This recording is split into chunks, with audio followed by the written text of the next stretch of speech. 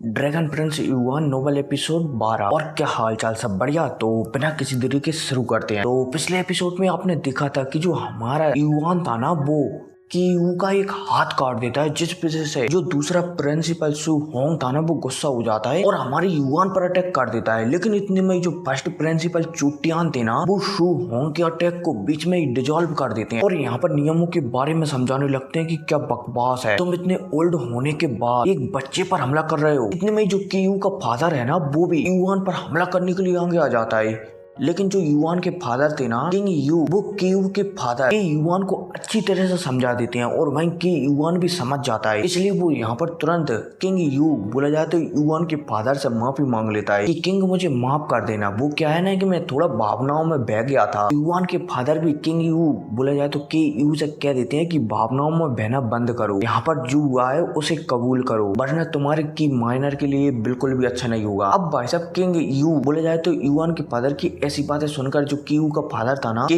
Yuan, वो मन में थोड़ी बहुत गाली गलौज करता है और अपने बेटे को लेकर यहाँ से निकल जाता है। अब इतने में यहाँ पर कुछ अनाउंसमेंट बताई जाती है कि जो क्लास ए है ना, जिसकी प्रिंसिपल चुटियान है ना, दोबारा से उन्हें ही प्रिंसिपल बना दिया गया है और क्लास ए का सबसे बड़ा ओहदा चारों तरफ हो चुका है। अब पलक झपकती एक महीना गुजरता है और फिर हमें एक महीने बाद का सीन बताया जाता है, जहाँ पर पहले जैसा सब कुछ नॉर्मल हो गया था। इतने में हमारी युआन को बताया जाता है, जो कि एक महीने से ट्रेनिंग कर रहा है और उसे अनुभव होने लगता है कि अब वो सेवन मेरिडियन से बहुत जल्दी ओपन करने वाला है। हालांकि युआन समझ रहा था कि एक तबाही के पहले की शांति है, जो की फैमिली है ना, वो जरूर कुछ न कुछ तो साजिश कर रही है। इसलिए युआन भी अपनी पावर को बढ़ाने में लगातार लगा हुआ था, ताकि वो अगर युद्ध हुआ किसी से तो वो उसमें मदद कर सके किसी की। अब हमारे युआन मस्त तरीके से यहाँ पर ट्रेनिंग कर ही रहा होता है, तभी जो युआन के फादर है ना, वो यहाँ पर आ जाते हैं। अब जैसे युआन के फादर यहाँ पर आते हैं ना, तो वो युआन से बात करने लगते हैं। हालांकि युआन से बात करने से पहले युआन के फादर को थोड़ा सा गर्व होता है कि उनका बेटा अभी भी ट्रेनिंग में लगा हुआ है, ताकि वो जल्द से जल्द पावरफुल हो सके। क्योंकि कंपटीशन के बाद जो कुछ स्टूडेंट है ना, उन्होंने हार मान लिया है और वो आराम से अपनी जिंदगी को एंजॉय कर रहे हैं। अब जैसे ही यहाँ पर युआन के फादर किंग यू आते हैं ना, तो आपस में बाप बेटे में बातचीत होने लगती है की फैमिली के बीच। जो की फैमिली है ना, वो जरूर कुछ न कुछ तो गड़बड़ करने की कोशिश कर रही है। युआन के फादर भी लाते हैं कि हाँ, वो जरूर न कुछ तो गड़बड़ कर रहे हैं। लेकिन युआन के फादर चलते हैं तो युआन को समझाने लगते हैं कि हम उन पर इस तरीके से अटैक नहीं कर सकते, क्योंकि जो हमारी युआन फैमिली और की फैमिली है ना, वो बराबर की ही टक्कर के हैं। बोला जाए तो दोनों का पावर लेवल सेम ही है और अगर दोनों के बीच वॉर हुआ तो दोनों पार्टियों को घाटा हो सकता है और इसका फायदा कोई तीसरा उठा सकता है। इसलिए हम की फैमिली से सीधा नहीं लड़ सकते। हाँ, अगर हमारा साथ ग्रेट जर्नल दे तो हम शायद की फैमिली को आसानी से हरा सकते हैं। अब इतने में हमें थोड़ा बहुत ग्रेट जर्नल के बारे में बताया जाता है कि जो ग्रेट जर्नल है ना, इनका नाम है वे कांगलांग। अब यहाँ पर हमें बताया जाता है कि जो जाओ एम्पायर है ना, पूरे के पूरे जाओ एम्पायर में 3 लोग सबसे ज्यादा पावरफुल हैं। उनमें से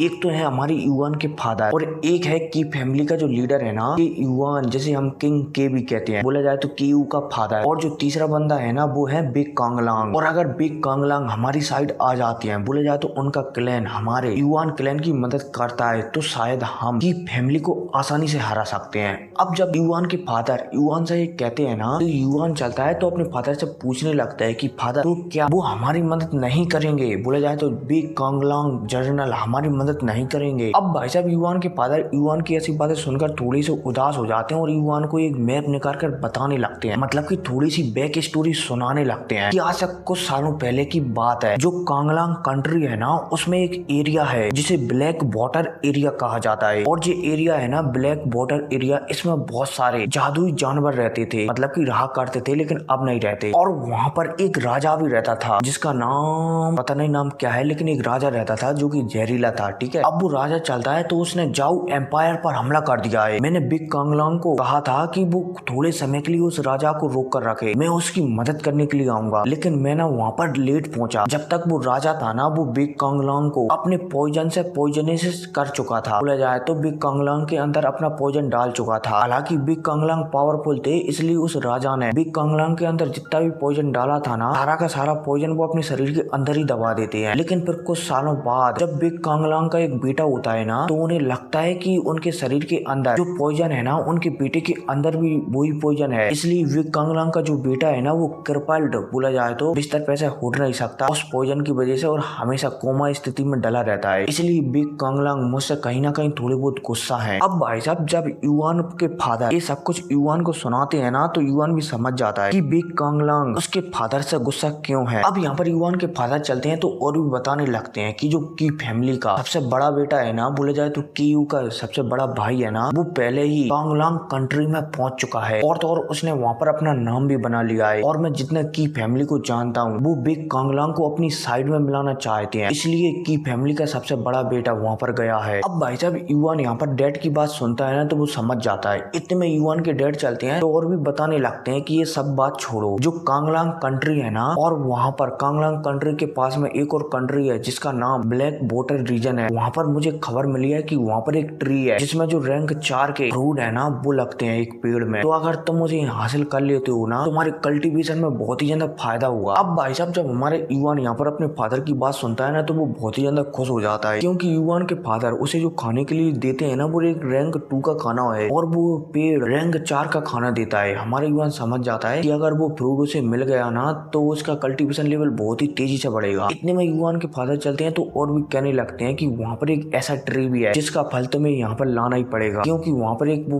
ट्री है ना, वो किसी की एज बढ़ा सकता है। अब भाई साहब जब हमारे युआन अपने फादर की बात सुनता है ना, तो वो समझ जाता है, क्योंकि जो युआन की मॉम है ना, उनकी एज सिर्फ अब 10 साल ही बची है। तो अगर ये फ्रूट उनकी मुंह में नहीं मिलाना, तो शायद उनकी माँ मारी जाएगी। इसलिए युआन कह देता है कि फादर मैं वहाँ पर जा रहा हूँ। अब जब युआन की बात युआन के फादर किंग यू सुनते हैं ना, तो वो अपने हाँ में सिर हिला देते हैं, और वो कहने लगते हैं कि मैंने पहले ही तुम्हारे लिए तैयारियां कर ली हैं, लेकिन तुम्हें ब्लैक वाटर रीजन जाने से पहले कांगलांग कंट्री में जाकर बिग कांगलांग जर्नल से मिलना है, ताकि हम उन्हें विश्वास दिला सकें कि हम उनके साथ हैं। हमारा युआन भी अपने फादर की बात सुनकर हाँ में सिर हिला देता है, और अपने फादर से कह देता है कि फादर टेंशन मत लो, मैं समझा दूंगा बिग कांगलांग को। अब इसके बाद यहाँ पर युआन के फादर चलते हैं तो एक लाल कलर का स्क्रॉल हमारे युआन को दे देते हैं, और युआन से कहने लगते हैं कि इसका नाम फ्लेम थंडर मंत्रा है, और जो एक रैंक 4 का जो भी अपन मतलब की कल्टीवेशन करते हैं ना, वो है, और इसकी सहायता से तुम एक रैंक 4 की की को कल्टीवेट कर सकते हो। अब भाई साहब जब हमारा युआन अपने फादर के हाथों में फ्लेम थंडर मंत्र देखता है ना, तो वो उसे ले लेता है, लेकिन लेने के बाद कुछ सोचने लगता है कि उसके जो मास्टर है ना, मास्टर है, उन्होंने उसे कल्टीवेशन करने के लिए कोई भी चीज नहीं दी है, कहीं ऐसा नहीं मास्टर है भूल गए हूँ। लेकिन फिर युआन चलता है तो कुछ सोचता है, और फिर यहाँ पर पूछने मतलब कि मन में सोचने लगता है कि मैं याओ याओ से पूछूंगा कि उसके पास मेरे लायक कोई कल्टीवेशन मेथड है या फिर नहीं है। मतलब कि जैसे हमारा जान फ्लेम मंत्र यूज करता है ना, वैसे ही यहाँ पर ड्रैगन प्रिंस युआन भी किसी टेक्निक को ढूंढ रहा है। उम्मीद है समझ गए होंगे, आगे बढ़ते हैं। अब भाई साहब इसी के साथ सीन शिफ्ट होता है, और पर हमें यहाँ से बहुत दूरी का सीन बताया जाता है, बोला जाए तो बू एम्पायर का सीन बताया जाता है, जहाँ पर हमें एक बहुत बड़े हॉल का सीन बताया जाता है, जहाँ पर बहुत सारे पावरफुल लोग बैठे हुए थे। इतने में हमें यहीं से थोड़ी दूरी का सीन बताया जाता है, जहाँ पर एक चिकना चुपड़ा लड़का बैठा हुआ था, और इसके शरीर से अजीब सी शक्तियां निकल रही थी। अब इतने में एक बंदा आता है एक लेटर लेकर, और जो लड़का यहाँ पर बैठा हुआ था ना, इसे ये लेटर दे देता है। अब जैसे ही एक बंदा ये लेटर पढ़ता है ना, तो इसके चेहरे पर मुस्कुराहट आ जाती है, और यहाँ पर कहने लगता है कि वो क्रिपल्ड एक ड्रैगन अभी भी सर्वाइव कर रहा है। ओ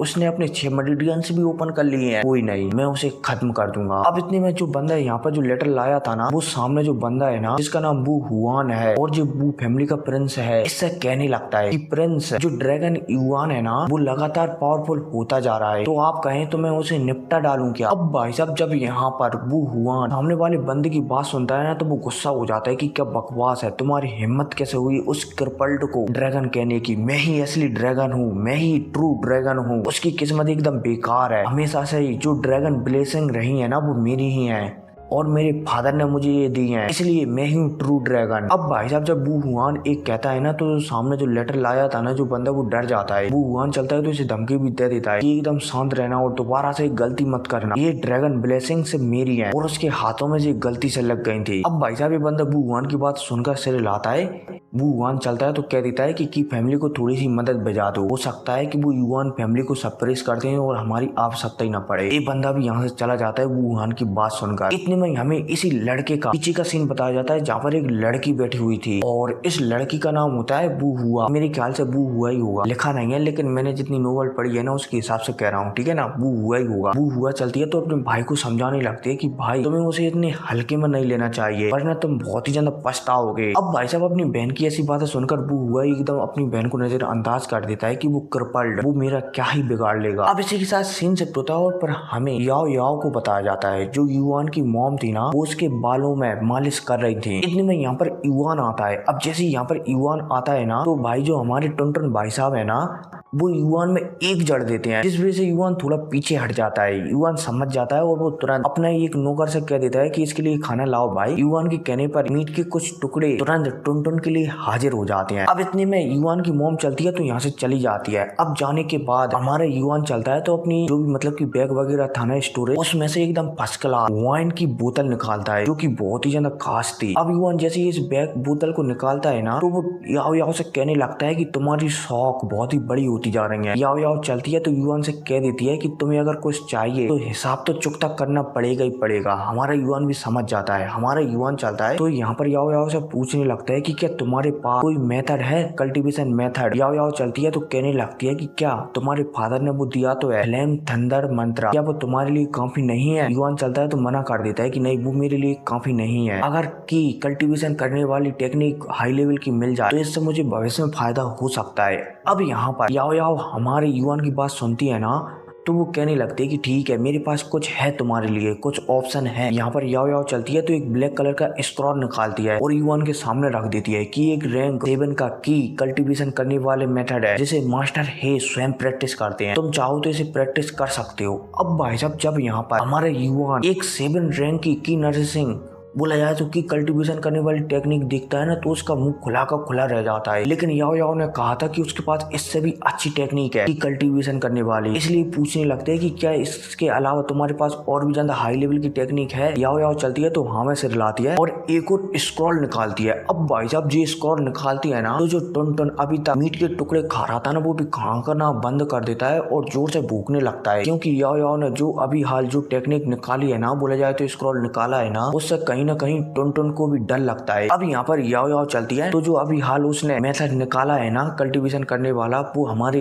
युआन को देखकर बताने लगती है कि ये मेथड है ना इसे कहते हैं ड्रैगन स्प्रेचर, मतलब कि ड्रैगन अनसेस्टर मेथड। और जो मेथड है ना ये स्वयं ड्रैगन गॉड ने बनाया है, लेकिन इसे कल्टीवेट करना बहुत ही ज्यादा मुश्किल है। अभी तक इस दुनिया में ऐसा कोई भी पैदा नहीं हुआ है जिसने इस मेथड को कल्टीवेट किया है। इस मेथड को 4 भागों में बांटा गया है। जो पहला भाग है ना उसमें तुम एक लेवल 5 की ट्रेनिंग कर सकते हो और लेवल 2 में तुम रैंक 7 तक की और लेवल 3 में तुम लेवल 9 तक की ट्रेनिंग कर सकते हो। अब भाई साहब जब हमारे जान यहाँ पर याओ याओ की बात सुनता है ना तो उसका मुंह खुला का खुला रह जाता है, क्योंकि लेवल 9 की इस दुनिया में सबसे टॉप लेवल की मानी जाती है। बोला जाए तो इससे ऊपर की तो है ही नहीं। हमारा युवान और भी ज्यादा हैरान हो जाता है, पर याओ याओ ने तो जो अभी आलू से जो स्क्रॉल दिया है ना उसके 4 पार्ट बताए हैं, तो अभी तक तो सिर्फ 3 ही पार्ट में जी टेक्निक लेवल 9 की को ट्रेनिंग करवा रही है, तो भला चौथा पार्ट कौन सा है। युआन चलता है तो याओ याओ से पूछने लगता है। याओ याओ चलती है तो युआन को बताने लगती है कि वैसे इस टेक्निक की चौथी की किसी ने भी अभी तक कल्टीवेट नहीं की, क्योंकि वो इतना पावरफुल हो नहीं पाया कि वो चौथी की को कल्टीवेट कर सके। अब यहाँ पर चलती है तो कहने लगती है कि जो चौथी की का नाम है ना उसे कहती है अनसेस्टर ड्रैगन की, और जो अनसेस्टर ड्रैगन की है ना इसे रैंक 9 की का फादर माना जाता है। बोला जाए तो यही इस दुनिया की सबसे पावरफुल की है। जैसे डाउ की वर्ल्ड में हमारे जान डाउ की को कंट्रोल करता था, डाउ की को प्रैक्टिस करता था, और द ग्रेट 1000 वर्ल्ड में मुझे आध्यात्मिक शक्तियों को कंट्रोल करता था, वैसे यहाँ पर टियान युआन वर्ल्ड में की को कल्टीवेट किया जाता है। ठीक है ना, तो ये याओ याओ हमारे युआन को जो मेथड दे रही है ना उसे की कल्टीवेट हुई। उम्मीद है समझ गए होंगे, ना समझे हो तो कमेंट करना, मैं एक अलग से वीडियो बनाऊंगा की के बारे में। यार कोई नहीं, इसी के साथ एपिसोड खत्म हो जाता है, तो मिलते हैं अगली वीडियो में। Take care.